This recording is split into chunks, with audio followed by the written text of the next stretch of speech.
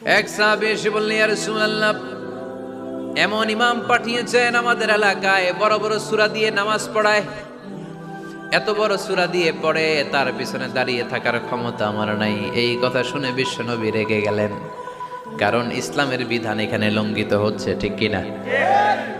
এত রাগলেন, চেহারা আগুনের গোলার মতো লাল হয়ে গেল। ওই সাহাবীকে ডেকে পাঠিয়ে ধমকালেন, খবরদার, তোমরা মানুষকে দিন থেকে ভাগিও না, সহজ করে ইসলামকে উপস্থাপন করো। জামাতের ইমামতির চান্স পেলে লম্বা কেরাত করো না, একটা মিডিয়াম স্ট্যান্ডার্ড রেখে কেরাত করবা, কারণ তোমার পেছনে অসুস্থ লোক থাকতে পারে, মুসল্লি, মুসাফির থাকতে পারে, তাই না? আবার মদিনাতে বনু মাখজুমিয়া গোত্রের এক নারী চুরিতে ধরা পড়ল। কিসে? চুরির বিধান কি? السارق والسارقة فاقطعوا أيديهما